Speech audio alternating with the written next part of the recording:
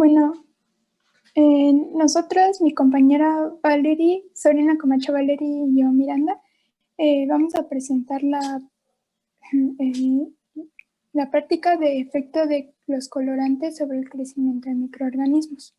Ok. Bueno, primero que nada, bueno, yo sé que es clase de microbiología, pero también pues es importante tener el concepto de que es un colorante fuera del contexto del medio en el que estamos trabajando. Entonces, un colorante es un compuesto orgánico que al aplicarlo a un sustrato, este le confiere color más o menos permanente. El colorante se aplica en dilución o emulsión y el sustrato debe tener cierta afinidad para absorberlo, como todos lo sabemos. Otra definición que encontramos es que un colorante es una sustancia capaz de absorber determinadas longitudes de onda del espectro de luz. Como aquí lo puse en una imagen, podemos observar los diferentes rangos de longitudes de onda y dependiendo de qué color vamos a poder observar. La siguiente, por favor. Bueno, un colorante es un compuesto orgánico que está constituido por un cromóforo y un oxócromo, unidos a un anillo bencénico. Sí. Bueno, el cromóforo, primero que nada, es el responsable del color. Tiene dobles enlaces conjugados que son los que propician el color. Carecen de estos dan el color, pero no proporcionan la característica de que se tiñe, porque carecen de la capacidad de formar enlaces de disociación. Esto les impide unirse o a lo mejor, digamos más ambiguo, adherirse el color y el color se remueve por medios mecánicos. Y como aquí lo puse, un cromóforo más un anillo bencénico nos va a proporcionar un cromógeno. Y aquí podemos observar los diferentes tipos de enlaces que vamos a observar para un cromóforo. Un oxócromo es el que propicia la capacidad del cromógeno de fijarse y teñir. Ahora sí, digamos que un colorante no va a hacer nada sin un oxócromo ni un cromóforo. Estos deben ir juntos. El grupo se ioniza, confiere la capacidad de disociación electrolítica y forma sales y enlaces. Y como aquí lo vemos, el ion hidroxilo. Ok. Bueno, como dijo el profesor ya en las prácticas anteriores, este bloque, digamos, de prácticas más que nada podemos observar como una unión de las diferentes prácticas que hemos visto. En este caso, a nosotros que nos tocó colorantes, pues quisimos hacer como un recuento de que en realidad sí hemos usado mucho los colorantes.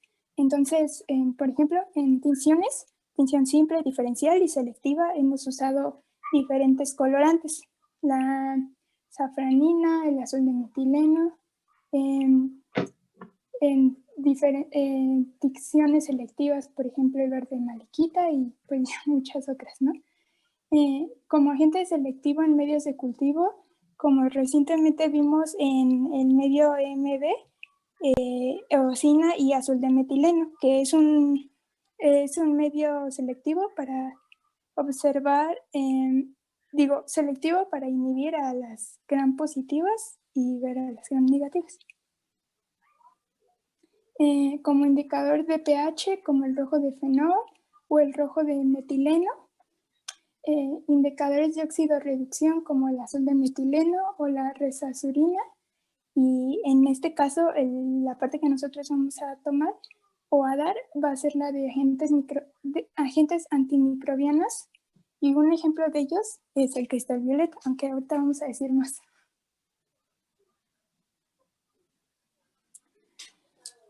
Bueno, agentes antimicrobianos, bueno, los colorantes derivados los dos colorantes que vamos a trabajar, bueno, no colorantes, grupos, derivados del trifenilmetano y acridina se usan como agentes antimicrobianos. En el caso del trifenilmetano, tenemos el verde de malaquita y el cristal violeta, que son moderadamente bactericidas. Si ahorita, más adelante, a lo mejor se van a confundir en bactericidas, pero les voy a dar el término, la diferencia entre bactericida y bacteriostático. Pero no tienen efectos sobre esporas.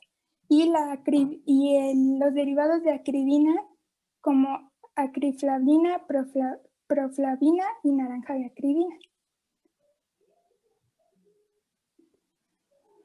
Bueno, como primer grupo tenemos a los derivados del trifenilmetano.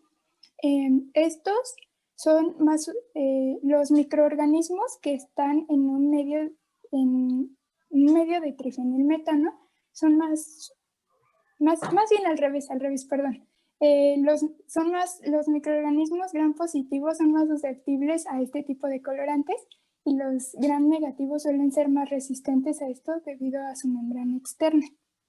Infieren en la síntesis y su mecanismo de acción de este grupo de derivados de colorantes es que interfieren en la síntesis de la pared celular, bloquean la conversión del ácido UDP acetilmurámico en UDP acetilmuramilpéptido. Y estos derivados son efectivos para la desinfección de superficies que contengan restos de aceite y grasas. Generalmente estos los encontramos en desinfectantes y se me fue el otro. ¿Cómo se llaman estos que usa la gente ahora en pandemia? Sanitizantes. Y bueno, aquí puse del lado izquierdo la estructura del trifenilmetano y del lado derecho tenemos los derivados del trifenilmetano como el verde de malaquita y el cristal violeta. A ver, chica, un comentario aquí. Lo que estás manejando como UDP es un transportador. Eso se encuentra a nivel de citoplasma. Y lo que va a hacer este UDP es tomar el acetilmurámico, ¿sí? Y durante ese transporte que realiza hacia la membrana, se permite que se pegue el péptido al acetilmurámico, ¿sí? Entonces, por eso es que se bloquea esa conversión. Al bloquear la conversión, pues ya no se puede unir el péptido, ¿sí? Y entonces, pues no se puede estructurar la peptidoglicana porque obviamente sabemos que es muy importante el péptido para generar unos enlaces con las demás cadenas o los demás acetilmurámicos de la cadena de peptidoglicana. ¿Sí? Ok, sí, gracias. Ahí estaba como un poco sí, dispersa la idea. Bueno, y usos o aplicaciones que se le da al cristal violeta y al verde de malaquita es que es un agente conocido como antiséptico y antifúngico. Se utiliza en hospitales para el tratamiento de graves quemaduras y lesiones en la piel y encías. Solución acuosa al 5%, el cristal violeta, perdón, ahí me faltó. Es útil en afecciones de la piel y la mucosa y más activos en bacterias gram positivas y algunos hongos. Uh-huh.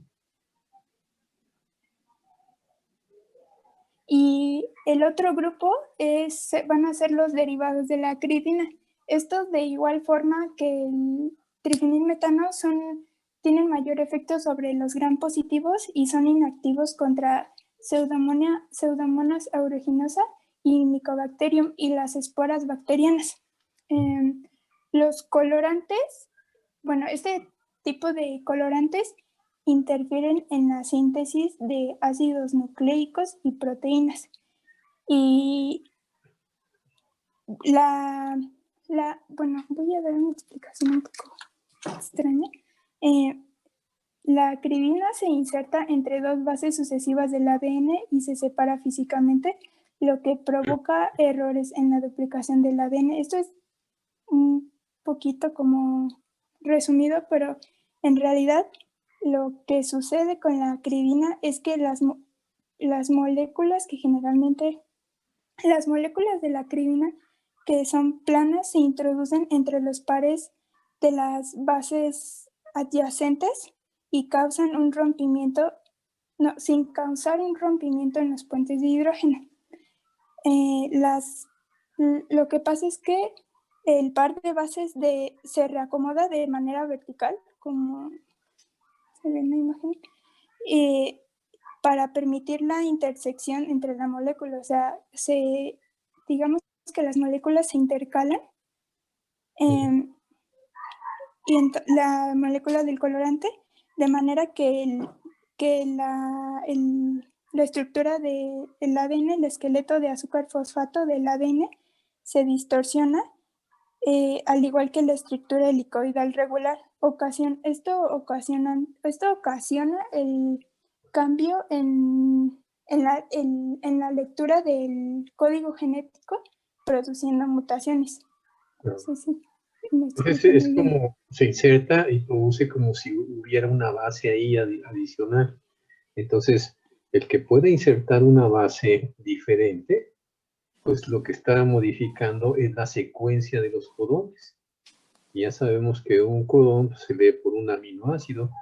Si le cambiamos alguna base, pues puede provocar un error que te meta un aminoácido diferente y entonces puede que ya no sea funcional la proteína que se traduzca por eso. Y eso provoca pues que haya mutaciones y que metabólicamente pues no tenga una buena enzima que esté al 100% o simplemente que no tenga actividad. Eso es lo que causan estos derivados de la acridina por insertarse en el DNA.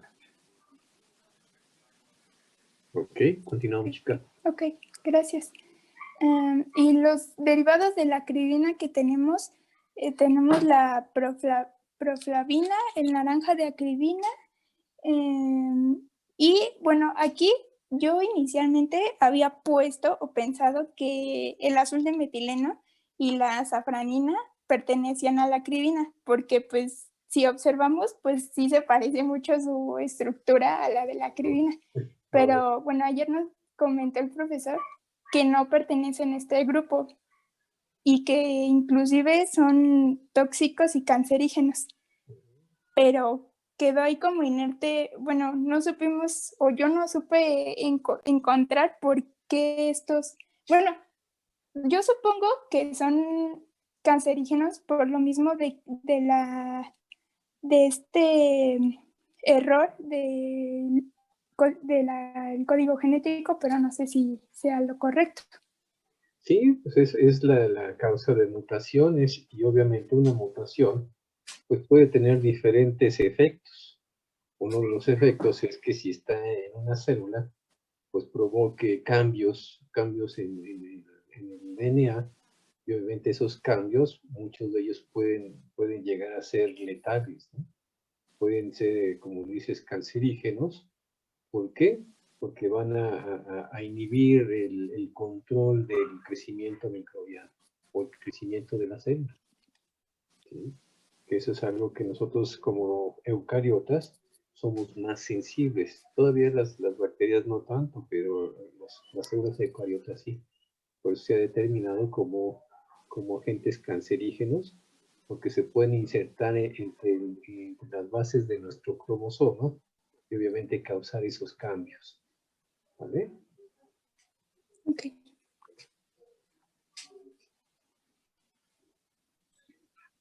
Más como comentario, ¿sí me escuchan? Es que venía conectado en mi celular. Sí. ¿Me escuchan? Sí.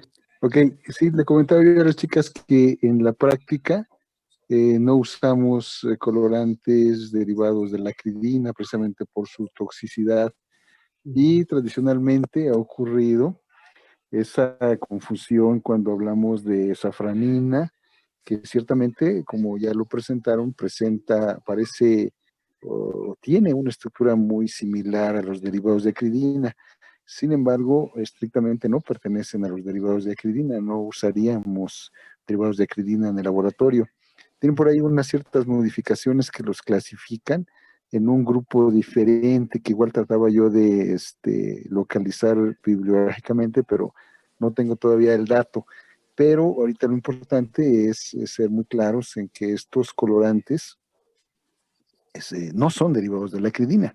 O sea, tenemos prohibido utilizar derivados de la acridina por su toxicidad y sus características de ser cancerígenos. Nada más. Ya, pues, continúen. Gracias.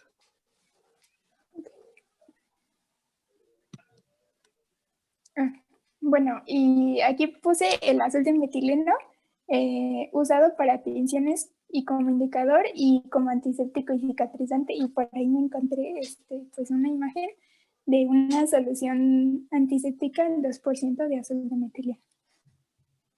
No, esa no la había visto. No, es que la busqué y pues me salió una página de medicamentos y la encontré. Me pareció muy buena.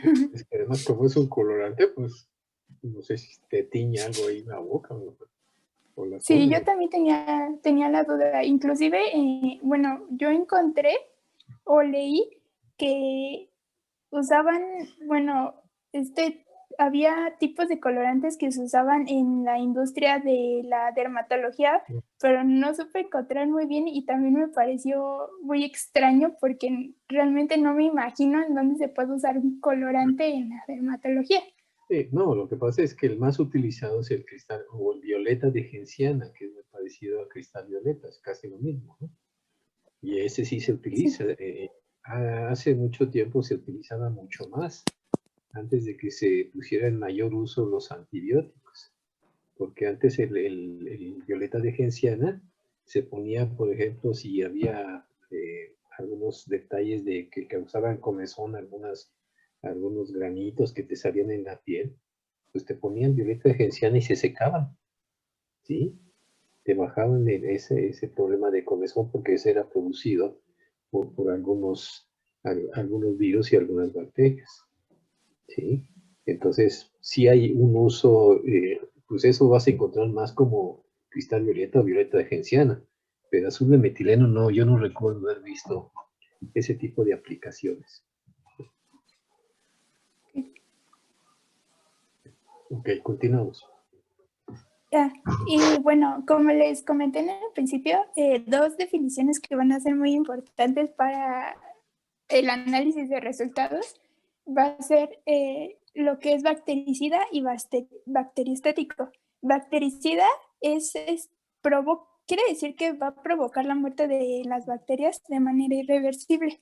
Y bacteriostático es aquel que no destruye ni mata la bacteria, pero sí detiene su crecimiento y permanece latente. Este sería, digamos, un poquito más aplicado a los desinfectantes, porque realmente no estamos como matando la bacteria, sino nada más inhibiendo su crecimiento. Inhibiendo, sí. Entonces, mira, una corrección aquí sería esta de bactericida, nada más con el hecho de decir provoca la muerte de las bacterias, porque si es de manera irreversible, pues a poco es reversible la muerte.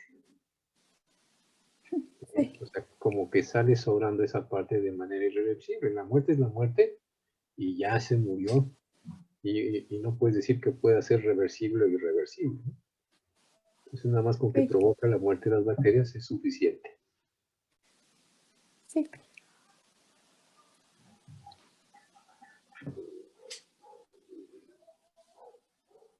Bueno, yo les voy a explicar lo que es la concentración mínima inhibitoria. Es un concepto que tenemos que tener presente para hacer la lectura de los resultados. La concentración mínima inhibitoria, también conocida como CMI, es la medida de sensibilidad de una bacteria o un antibiótico. Es la mínima cantidad de un antimicrobiano que es capaz de impedir el crecimiento de un microorganismo en condiciones normalizadas. Aquí, ¿sí ven mi cursor? Sí. Ok. Puse una imagen en donde vemos diferentes tubos a distintas concentraciones de este caso de algún colorante. Vemos que a bajas concentraciones hubo crecimiento. Ok. Y a partir del tubo número 4 ya no hay crecimiento. Entonces, si la concentración mínima inhibitoria es la concentración mínima de un antimicrobiano que inhibe el crecimiento bacteriano, de estos tubos, ¿cuál sería su CMI? ¿Me podría decir alguno de mis compañeros? A ver, muchachos, si no... El 4. 4.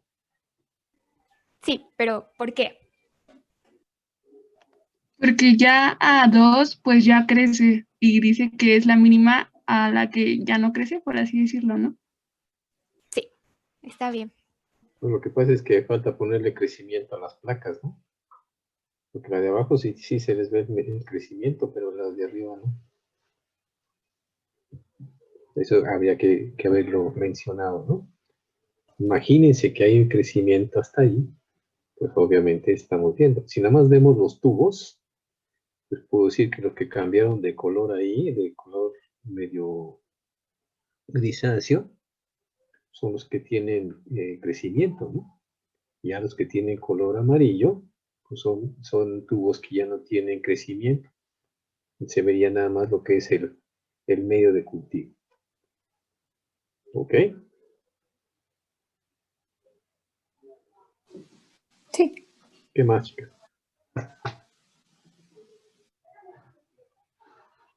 A ver, pero regrésate. ¿Qué pasó con el CMB?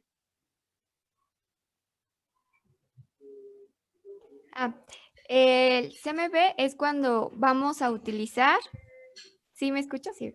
Sí. Vamos a utilizar el tubo donde encontramos la CMI y Ajá. lo vamos a resembrar Ok. para corroborar si ha sido un efecto bactericida o bacterioestático. Si hay crecimiento en este tubo al resembrar en la placa, quiere decir que se encuentra en un estado bacterioestático. Si ya no hay crecimiento, quiere decir que es bactericida, que el microorganismo murió. Ok. Fíjense, aquí lo que estamos observando es que en la concentración del CMI no matan la bacteria, sino solamente inhibe su crecimiento.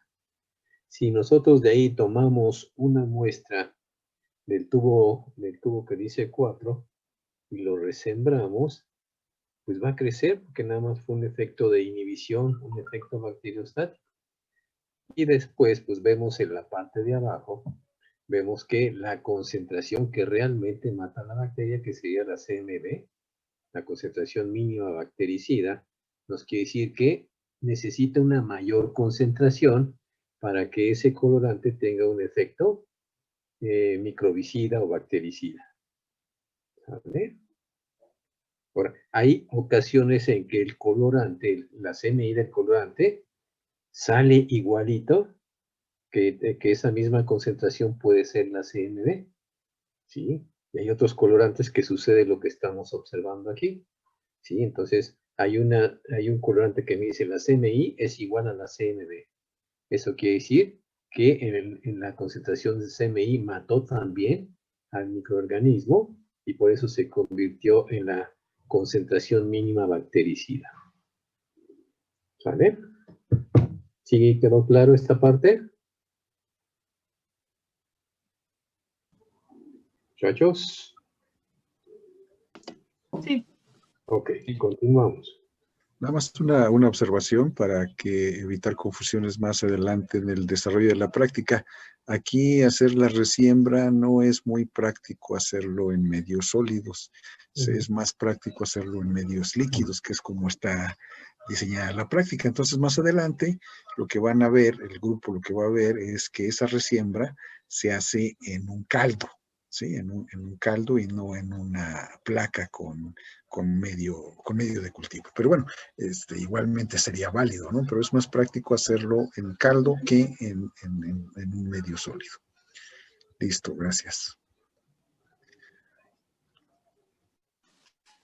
Bueno, aquí solo pusimos así de manera muy breve lo que íbamos a utilizar, que sería, como dijo el maestro, vamos a usar caldo nutritivo, medio no selectivo, y sus componentes constituyen la fuente de carbono y nitrógeno necesarios para el adecuado desarrollo bacteriano. Y pues tiene un potencial redox oxidado, ¿no? Si se recuerdan, no sé si recuerdan que lo utilizamos igual la práctica que vimos nosotros sobre recuento y aislamiento de bacterias anaerobias. Por eso es el mismo. Y el siguiente, bueno, este sería para la resiembra, como dijo el maestro. Y el otro medio que vamos a utilizar, pues cambiar por favor, sería pues el agar nutritivo, que es un medio de cultivo nutritivo no selectivo. Tiene pluripeptona, extracto de carne, que constituyen la fuente de nitrógeno y carbono necesarios para el desarrollo de las bacterias. El cloruro de sodio mantiene la presión osmótica y el agar es nuestro agente solidificante. Y bueno, independientemente de todos estos componentes, pues como el agar nutritivo lo vamos a utilizar para observar el efecto de los colorantes, pues nos va a permitir tener una mejor visualización de si hubo crecimiento o no. A ver, espérame. El agar nutritivo como tal, ¿cómo lo utilizaríamos? Si vas a ver el efecto del colorante.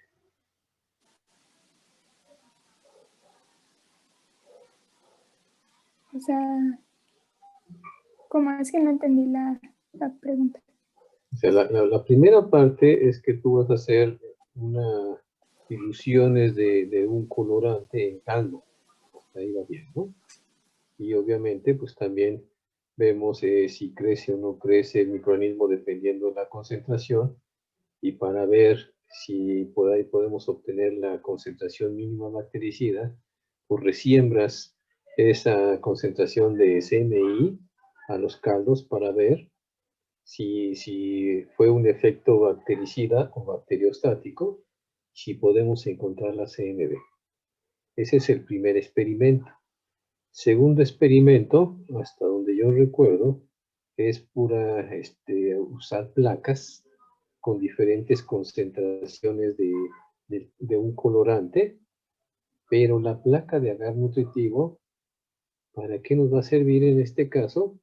Pues para ver la viabilidad de los microorganismos que vamos a utilizar y que no, vamos a decir, que no están muertos, que le podríamos atribuir al colorante algún caso, ¿no? Vamos a suponer que tú resiembras o siembras tu agar nutritivo como un crecimiento testigo de que está viable. Entonces, pues ya que lo siembras en el colorante, pues nos dice en agar nutritivo que no hay colorante, está viable. Si le pongo en un colorante y no crece, entonces sí es efecto del colorante, porque esa placa con colorante pues también lleva agar nutritivo. La única diferencia es la concentración de colorante que le estamos poniendo. ¿Sí? Entonces, pero el agar nutritivo aquí es como testigo de viabilidad de las cepas que usamos. ¿Ok? Sí.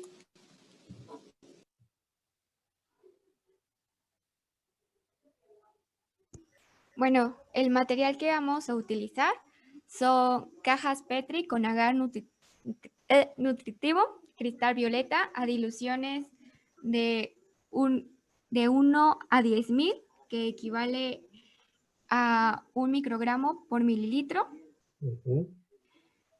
a 1 a 100.000, que equivale a 0.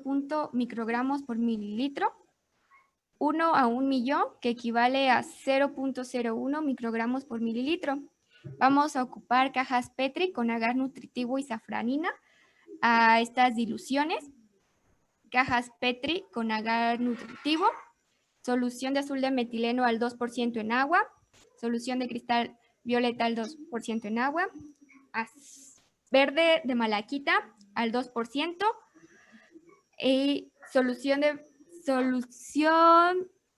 aquí me equivoqué, aquí era solución de safranina al 2% en agua, no es verde de safranina. Tubos de ensayo de 16 por 150 milímetros. Micropipetas automáticas de volumen variable de 0 a 200 microlitros. Puntas estériles para micropipeta y pipetas estériles de 1 mililitro.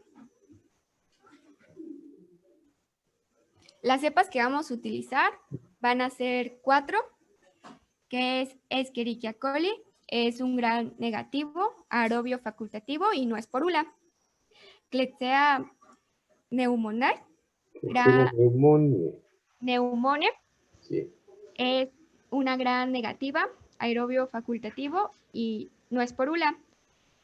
Para gran positivas vamos a ocupar Staphylococcus aureus, es gran positiva, es aerobio facultativo, tampoco esporula, y Bacillus megatherium es un gran positivo, aerobio estricto y no forma esporas.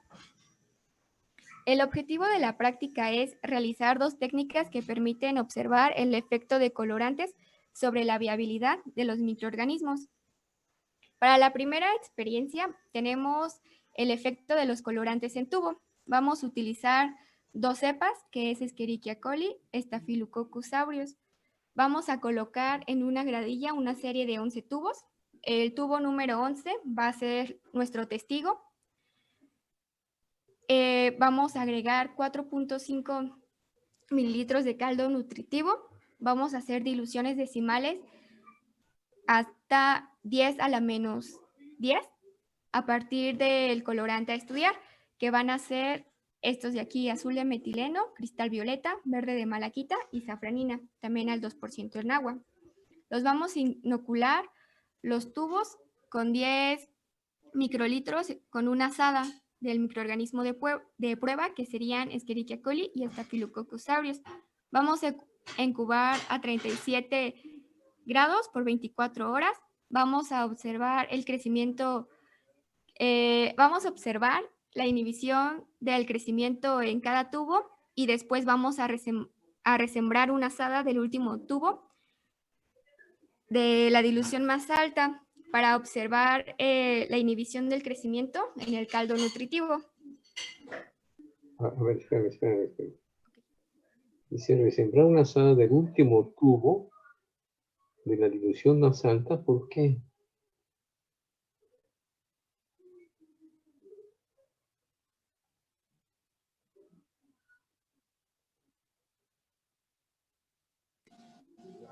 Aquí sería resembrar del tubo donde encontramos el primer tubo donde se encontró la inhibición del crecimiento, ¿no? Sí, me equivoqué. Es que ahí está, nada más que no sé si se lo leyó completo. Dice resembrar de la dilución más alta en la que se observó inhibición. Eso se puede referenciar al esquemita que nos estaban presentando. Sí. Si quieres, regrésate a donde están ahí, donde está el CMI. Ahí está. Entonces, ese tubo que tiene 4 es la dilución más alta. Es la más diluida que presentó inhibición. O sea, las ideas habría que ahí, no separarlas, porque si no se puede dar la confusión. Se presenta. Ok.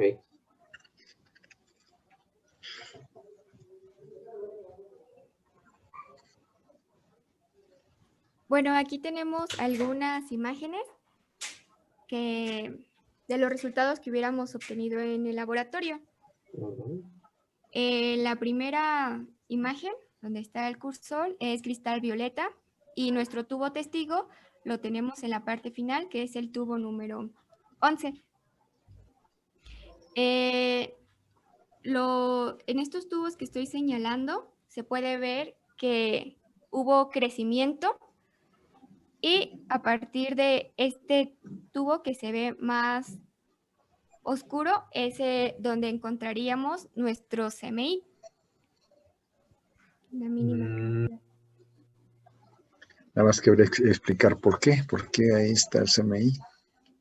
Porque es donde el color queda, por así decirlo, más presente, porque a medida de cómo va creciendo el microorganismo, va degradando, por así decirlo, el colorante. En turbio. Sí, En más bien turbio habría por el que, crecimiento. sí, habría que manejarlo en términos de turbidez. O sea, cómo saben que creció?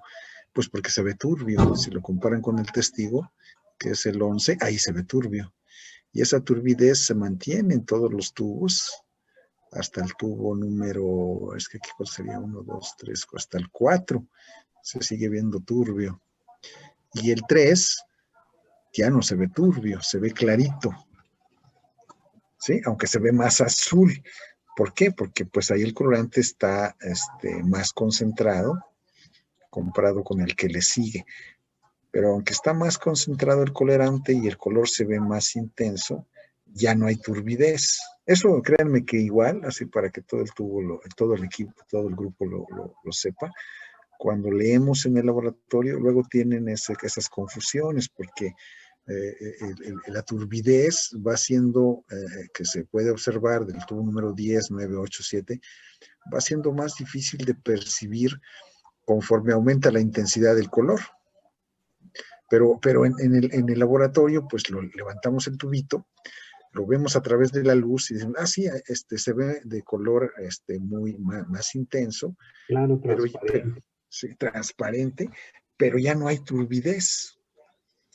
Y también para que todo el grupo lo sepa, aquí entre más concentrado está el colorante, empieza a precipitar, entonces hay ahí unas ciertas dificultades para leer, pero se puede percibir muy bien cuando se ve a través de la luz y se ve transparente el color azul y ya no hay turbidez por eso está el testigo nos deja ver cómo el tipo de turbidez, la turbidez que apreciaríamos en un tubo que no tiene colorante. No me acuerdo si explicaron eso. El tubo número 11 no tiene colorante, es nuestro testigo. Entonces, ahí ese tubo en el que ya no hay crecimiento, ahí que encontramos, nos estaban explicando.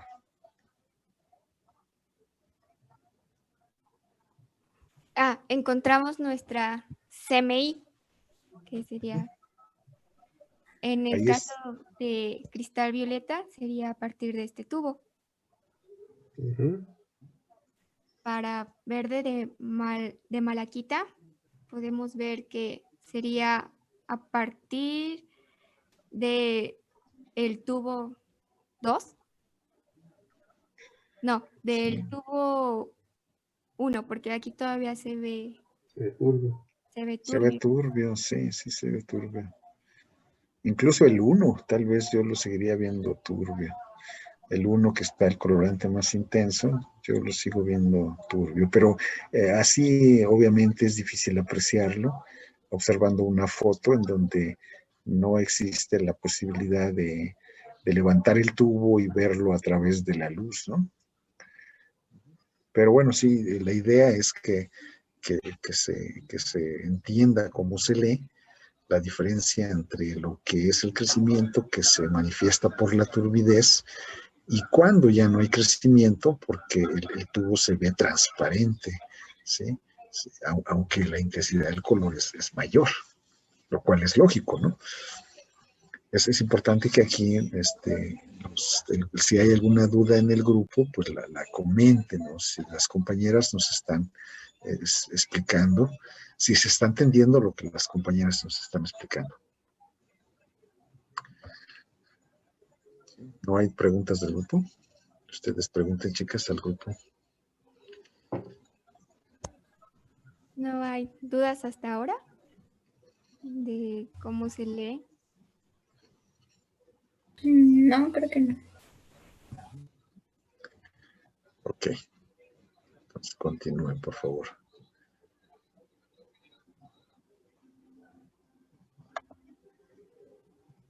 Hasta el azul de No. metileno.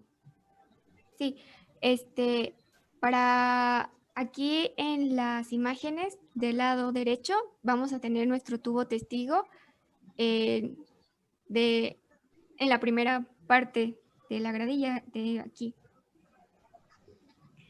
Entonces, para azul de metileno vamos a tener que nuestra CMI es a partir del tubo número 2, bueno, del tubo número 1. No, pero el 3 creo que es el mejor porque se ve claro. Me parece que el 3 ahí ya se ve transparente. Sí. Ahí vean cómo está muy claro. Si empiezan a leer del más diluido, que es el 10, que es el último, se ve turbio, hacia atrás se ven turbios. El tubo número, ¿cuál es este? El 4, ese que está señalando, a ver, señala el 4. No, el anterior. No, hacia la derecha, ese. Ahí vea que todavía hay crecimiento y luego cuando comparamos el siguiente, que es el 3, el siguiente hacia la izquierda, el 3, ya se ve transparente. Entonces, si ese ya se ve transparente, aquí ya no hay crecimiento. Eso quiere decir que el tubo 2 pues tampoco tendrá crecimiento y el tubo 1 no tendrá crecimiento. Sí, igual que en el diagramita, donde nos mostraban dónde se determinaba la CMI. ¿Cómo se define la CMI? ¿Se la pueden definir nuevamente? ¿Dónde encontramos la concentración mínima inhibitoria? Es a partir donde vemos, bueno, en este caso a partir del tubo donde vemos que ya no hay crecimiento. Pero es donde es la concentración mínima, sí. ¿sí? Del colorante, en este caso estamos hablando de colorantes, en donde ya no se presenta crecimiento. Ok. Sí. Bueno, en la siguiente imagen creo que se ve un poquito más clara. Tenemos aquí el verde de malaquita. No sé si alguno de mis compañeros me podría decir a partir de qué tubo tenemos nuestra CMI en verde de malaquita. Aquí se ven las diluciones y tenemos nuestro tubo testigo de este lado.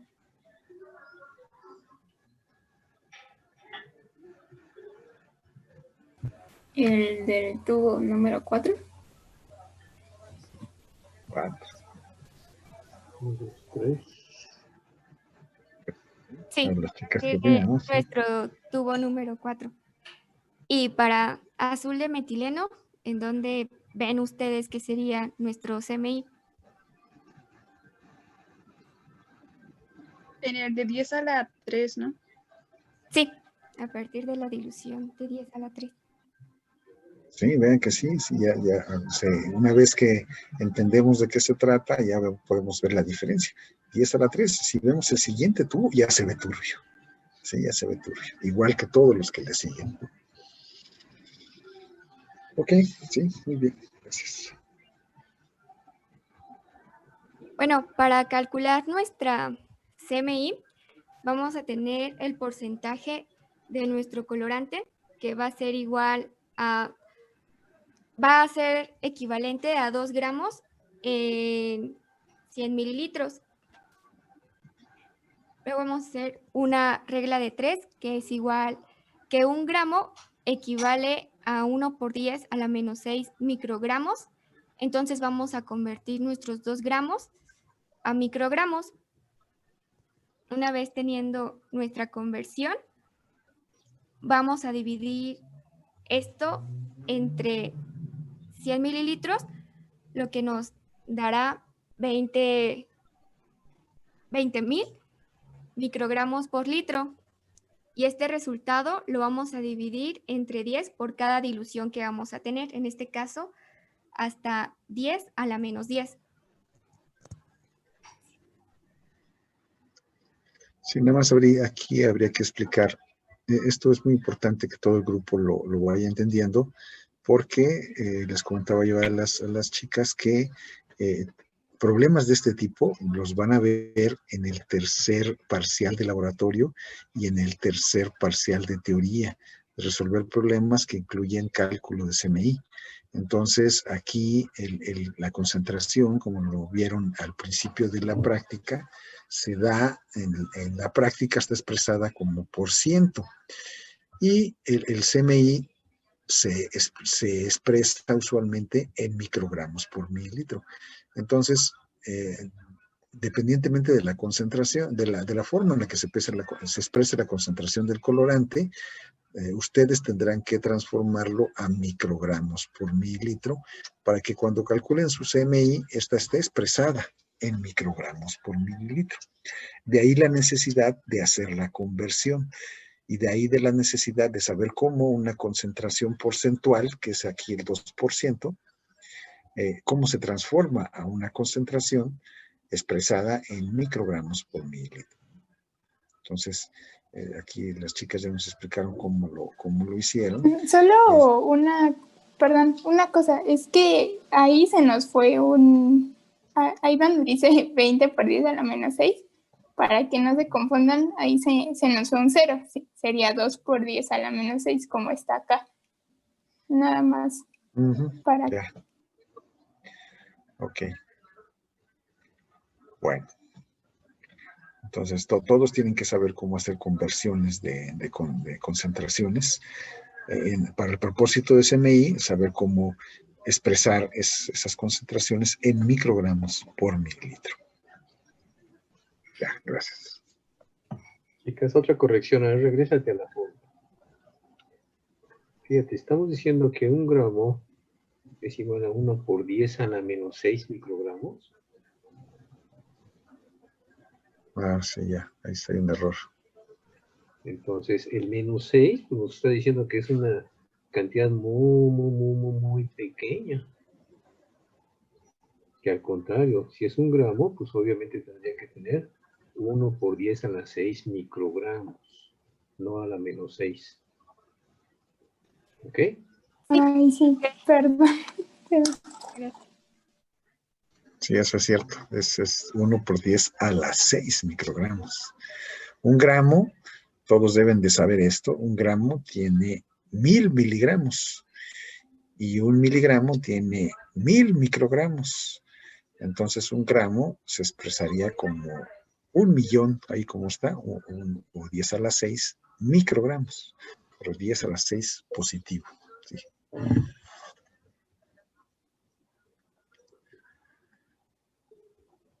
Listo, pueden continuar. Sí, gracias por la corrección. Bueno, en esta tabla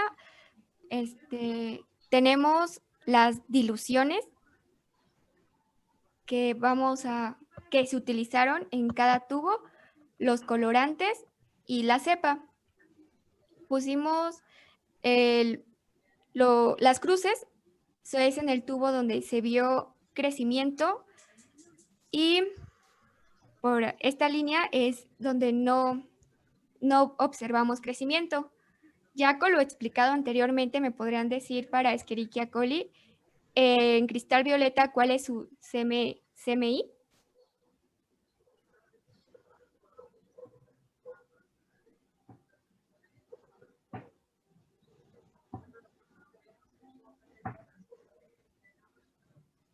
El del tubo de la dilución de 10 a la menos 4.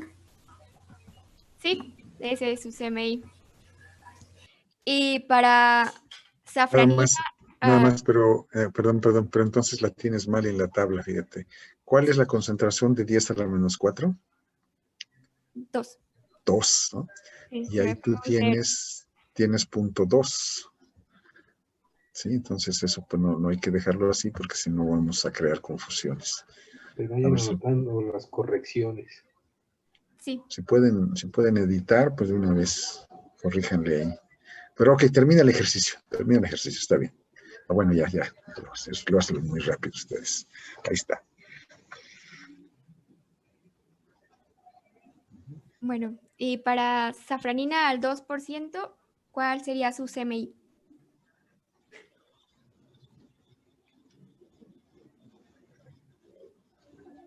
Uno antes de 10 a la menos 1. ¿Uno antes? Ok.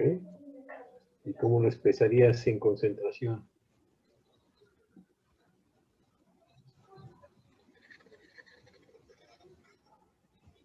Es decir, ¿qué concentración ven en 10 a la menos 1?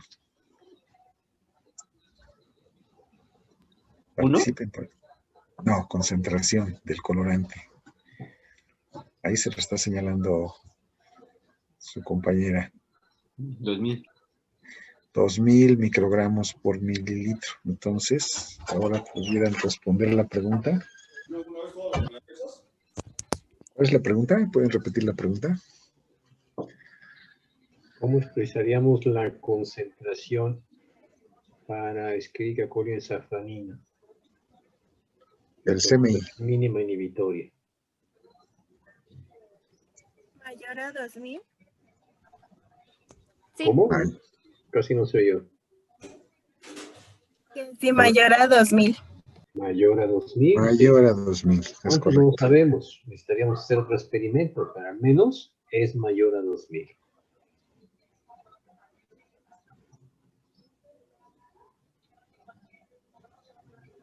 ¿Ok?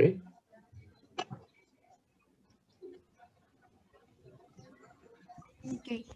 ¿Hasta aquí tienen alguna duda, compañeros? No.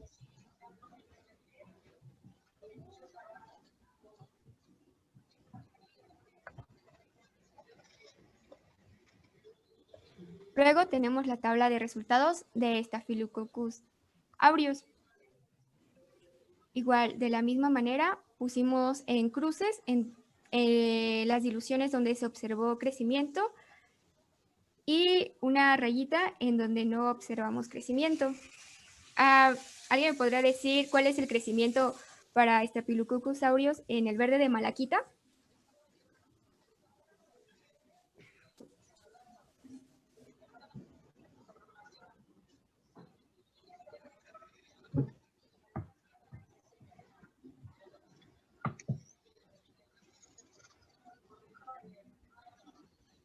A ver, Diana, ¿qué dices? Es en la concentración de 20 microgramos por mililitro. ¿Okay? Sí, gracias. Sí, de nada. De hecho, ahí tienen las respuestas. Entonces ya las anotaron. Había que haberlas quitado, ¿no? Y anotarlas para que fuera un ejercicio. Ok. Bueno, en esta tabla tenemos un resumen de las tablas anteriores, donde tenemos a Escherichia coli y a Staphylococcus aureus. En el efecto tenemos que para los tubos fueron bactericidas, tanto para Escherichia coli como Staphylococcus aureus. Quiere decir que al tomar su CMI y resembrarla, no hubo crecimiento.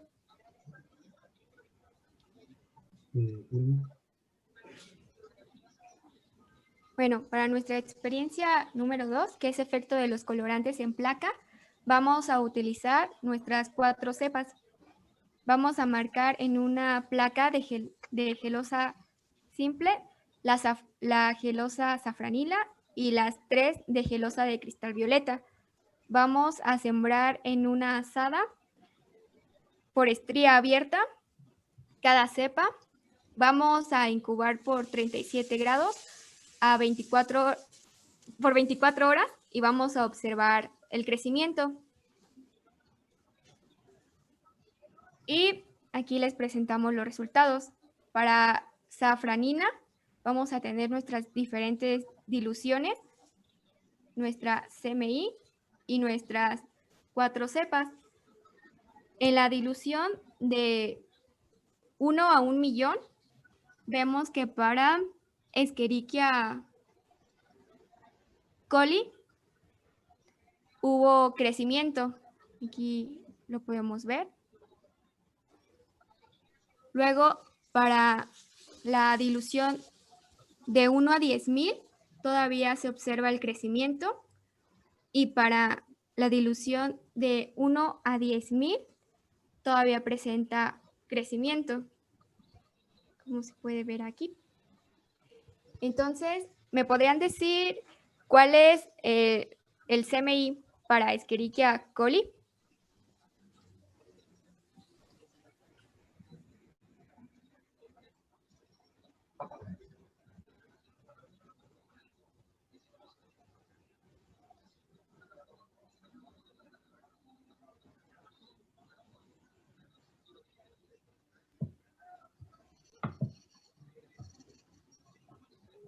A ver, Julio.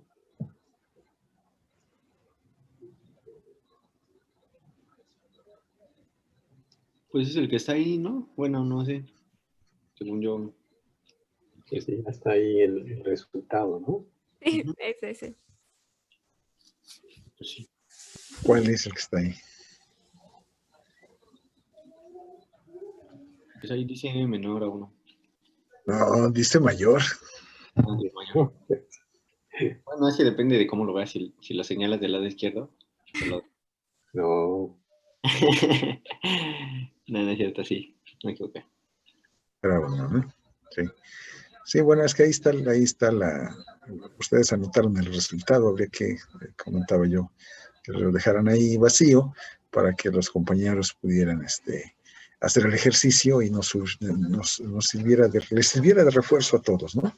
Cómo calcular la CMI.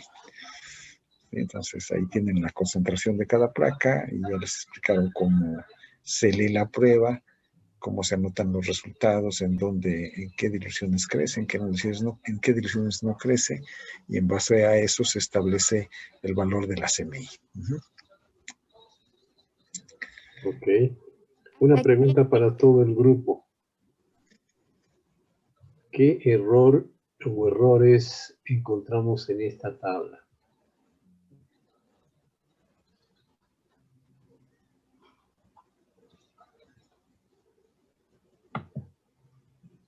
A ver, Noelia.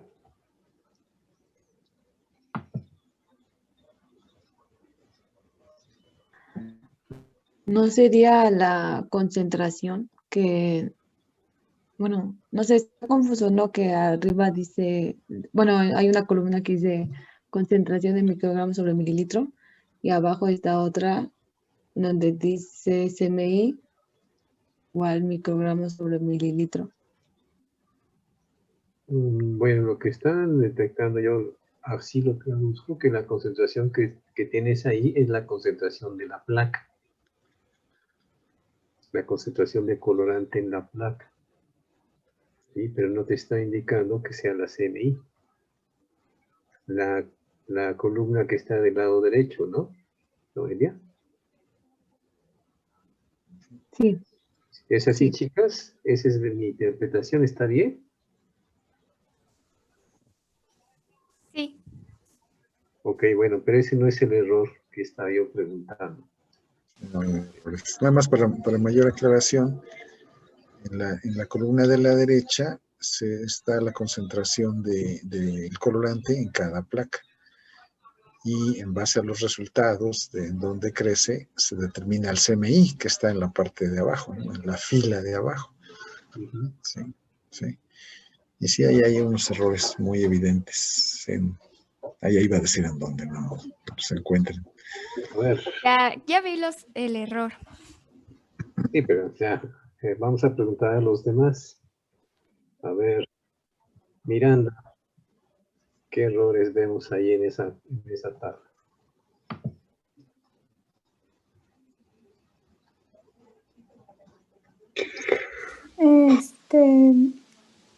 Creo que es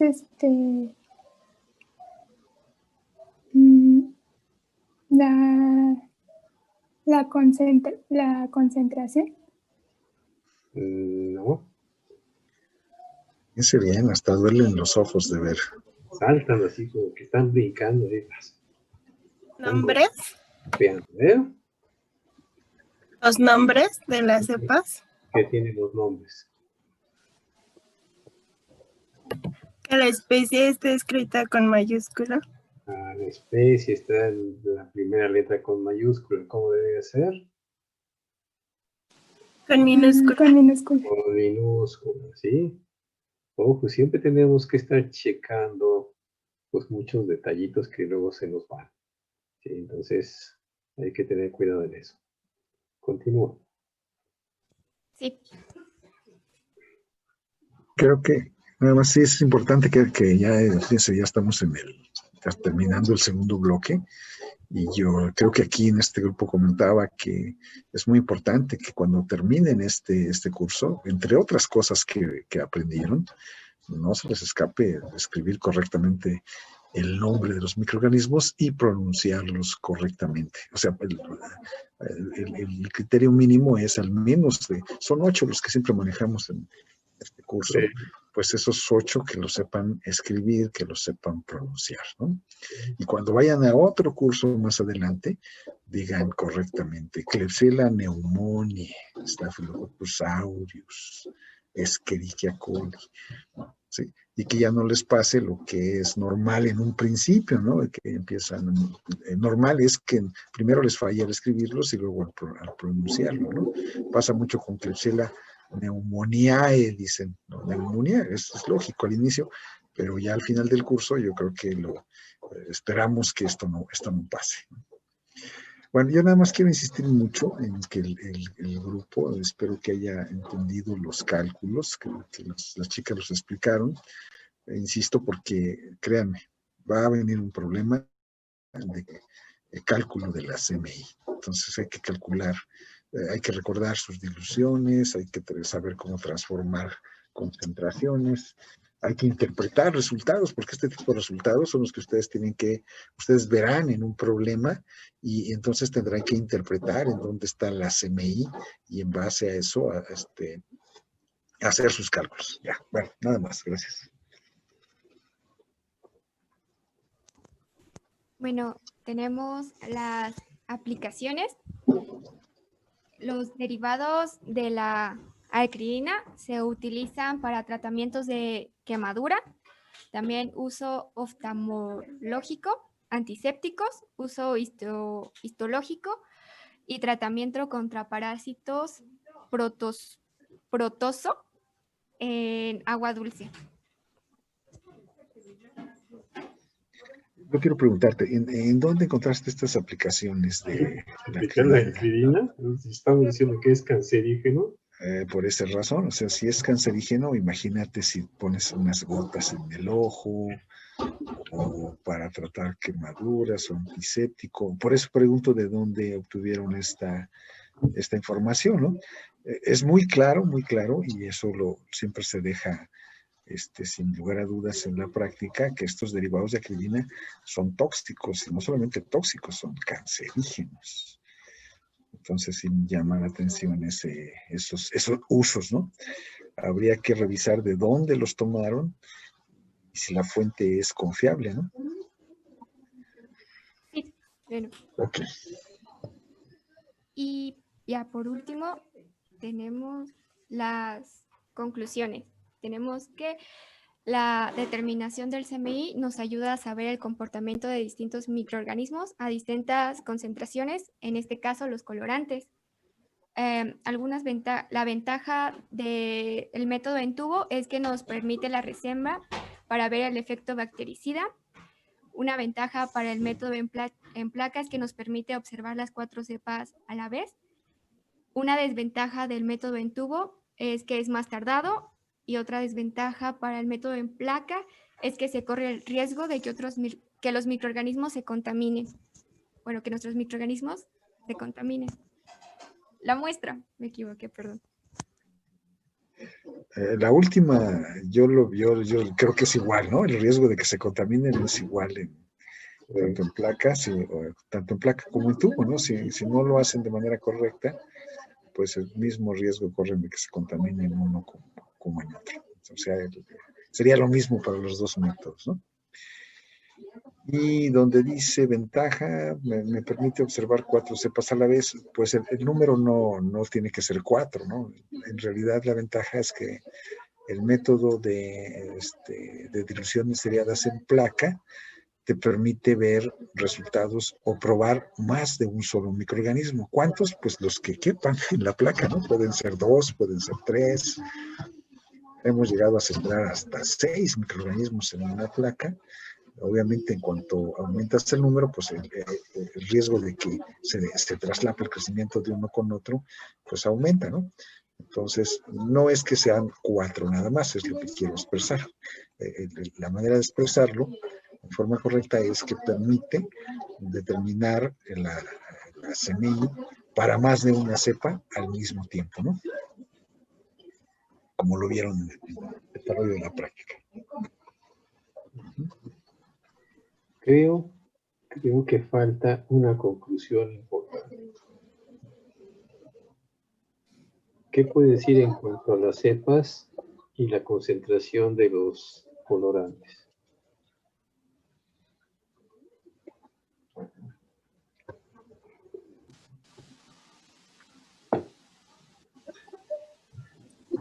Su efecto que tienen dependiendo del tipo de cepa que sea, o sea, ¿a eso se refiere? Sí, pero de manera general por grupos.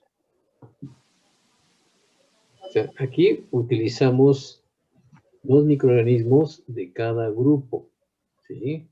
Por ejemplo, usamos Escherichia coli y Klebsiella pneumoniae del grupo de los gram negativos. Y usamos Staphylococcus aureus y Bacillus subtilis del grupo de los gram positivos. Entonces, ¿qué me puedes decir en cuanto a las concentraciones a las que los probamos acá por grupo?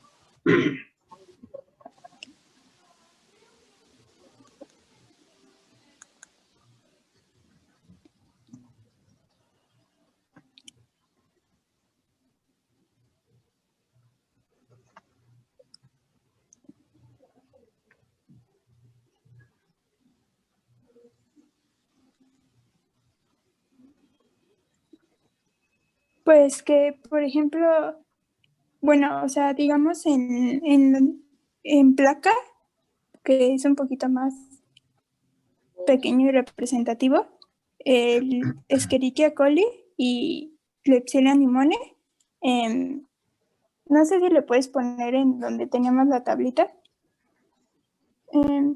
Como Escherichia coli y Klebsiella pneumoniae son gram negativos y en la explicación dimos que estos son pues más resistentes, digámoslo así, al colorante. Por eso observamos que a pesar de tener una concentración de hasta 1 millón, pues sigue creciendo, ¿no? Y por lo mismo de que es gran negativo. Y en el caso de Pero 1 millón no Bacillus, es nada, ¿eh? 1 millón es la más diluida. perdón, 10,000. Ajá, 1 a 10,000, sí. Okay. Y en el caso de Bacillus, sí, Bacillus y Bacillus, bueno, aquí encontramos Bacillus subtilis, pero en general la cepa que íbamos a trabajar era Megatherium. Sí, los Megatherium, sí. Y Staphylococcus aureus. Entonces, en este caso, estas cepas son gram positivas. Por eso observamos que hay pues aquí sí la CMI o la concentración mínima a la que crecen, pues es menor. Por ejemplo, en Bacillus y es de 0.1. La CMI es mucho menor porque precisamente es gram positivo. Y Staphylococcus aureus, pues difiere esta está en 0.1, pero digo, el punto a la que me refiero es que aquí podemos ver que sí, precisamente en gram negativos sí sigue habiendo un crecimiento y en gram positivos no. Ok, fíjate, la conclusión es muy, muy simple.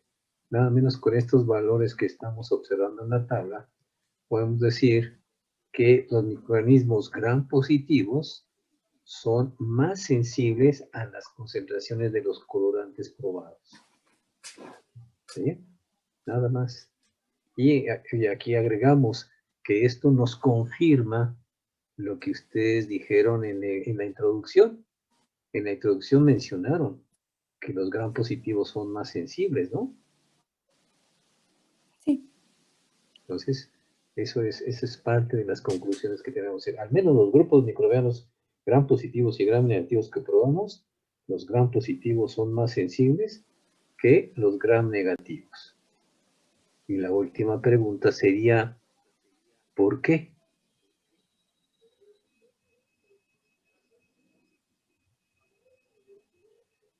¿Qué vemos de diferente entre los dos grupos?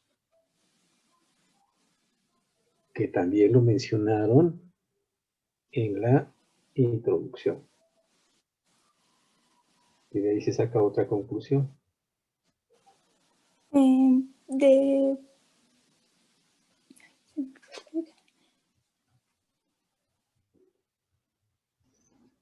Sí, en la introducción ustedes nos hablaron de una explicación. De que inhiben el colorante inhibe la síntesis de la pared celular. No tanto esto, sino estructuralmente hablando, ¿por qué son más resistentes las gram negativas que las gram positivas?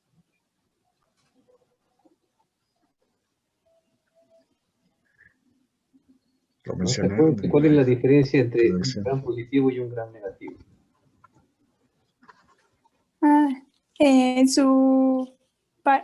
En las gram positivas tienen su pared celular gruesa y en las gram negativas tienen una pared delgada y aparte su membrana externa. Ok, entonces, ¿cuál de esas es la que no genera que sean más resistentes? Sería que en las gram negativas, ¿no? Por eso su membrana externa sería lo que las hace más resistentes. Sí, porque estamos viendo que la membrana externa es también selectiva para ciertos compuestos y no los deja pasar fácilmente, ¿no? Esa es otra de las conclusiones que estamos observando, que las gram negativas, por tener su membrana externa, pues les confiere mayor resistencia a las concentraciones de los colorantes probados. Y todavía hay una más, ¿sí? Y eso habla en el comparativo entre Escherichia coli y Klebsiella pneumoniae. ¿Qué diferencia hay entre las dos estructuralmente hablando?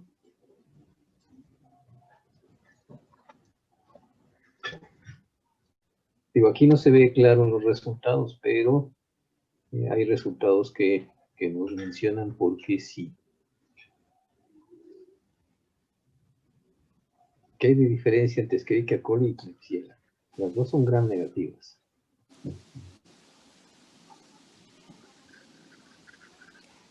Pues, bueno, según lo que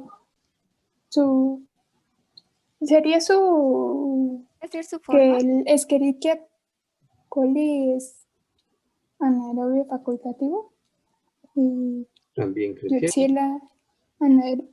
También. Sí. Piensen en el enfoque de estructuras, una estructura prominente que puede tener una y no la otra. Eso lo aprendimos incluso en tinciones, ya más pistas.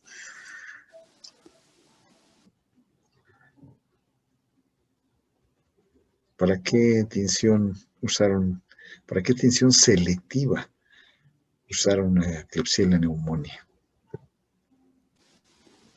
A ver si se acuerdan. O alguien del grupo.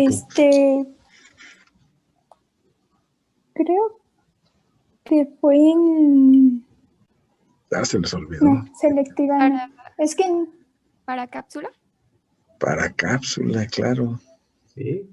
Entonces la cápsula en este caso para Klebsiella es otra capa adicional que le permite, por ese polisacárido que produce, también obstaculizar la entrada de los colorantes. Ok, entonces aquí importa también que ustedes conozcan y se acuerden de cómo está, pues, las características de cada microorganismo, porque eso también influye en el efecto que pueden tener algunas sustancias sobre el crecimiento microbiano de algunos microorganismos. ¿Ok? Ahora sí, esa fue la última. Entonces, continúen, chicas, ya. Creo que terminamos, o lo que nos falta. Solo las referencias y ya sería todo. Ok. A ver, los demás del grupo, ¿tienen alguna pregunta, duda?